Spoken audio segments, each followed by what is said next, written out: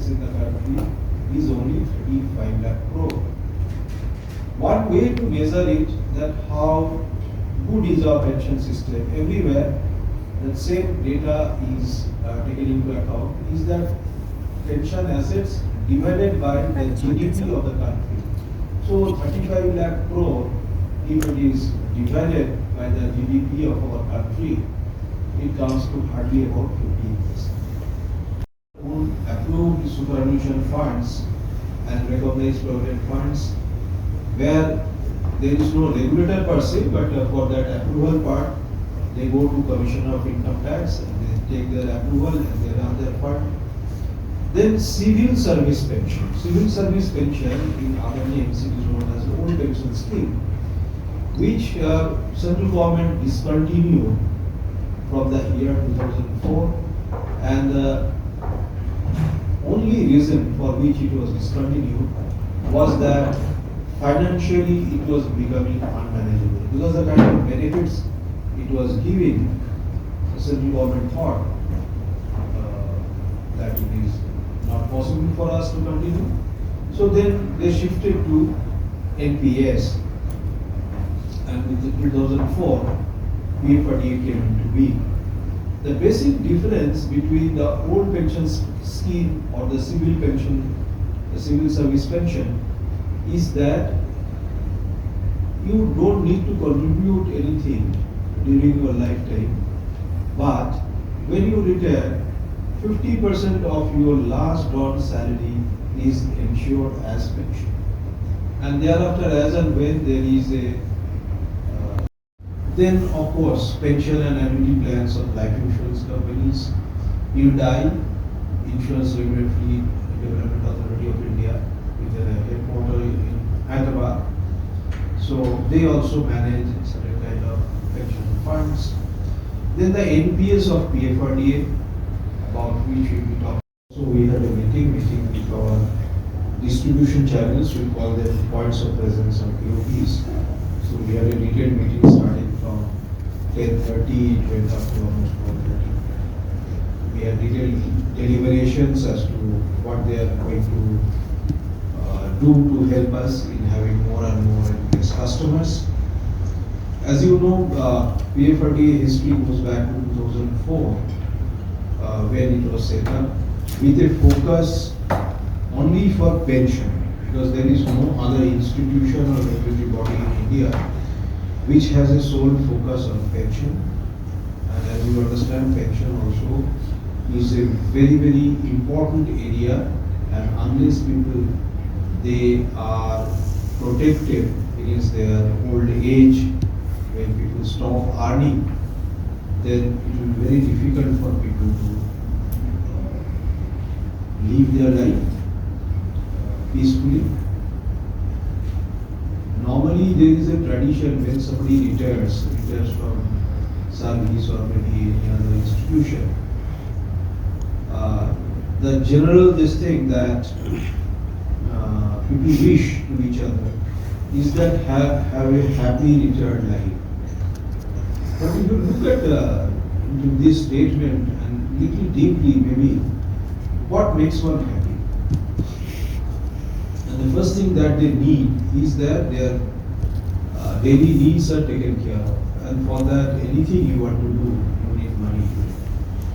So when the actual source of money, income generation capacity stops, and thereafter suddenly I look for money everywhere elsewhere, and unless I am prepared for that, it will be very difficult nowadays, and people are living pretty long. We have a small presentation, and it will be shown, and I'll try to explain to you about PF48, what it has done, what we do, how many customers we have, what kind of fund or assets that we manage today, and what we wish to do in near future, to give you more or less perspective. So first you look at the pension scenario. There are not even pension, if you look at the retirement benefit schemes, different retirement benefit schemes are there. There are many. If you look by the name and the institutions which manage them, these are many.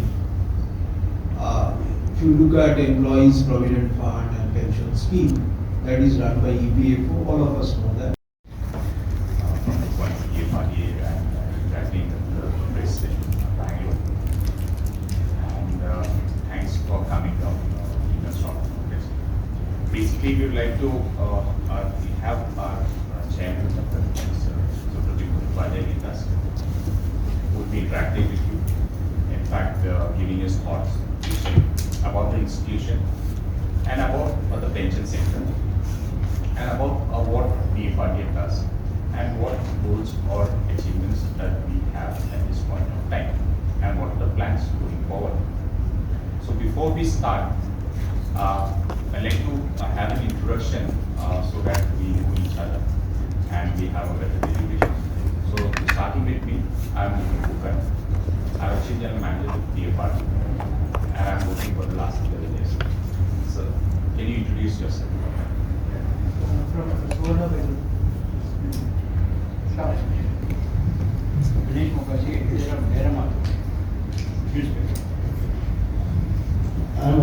Vehicles and all that, people will definitely take interest in pension, because this is one area today the situation is most people do not want to talk about, and especially at younger age when they should be thinking about this. The reason could be that they feel that we have still 30-35 years of active working life. Why do we start thinking of retirement now?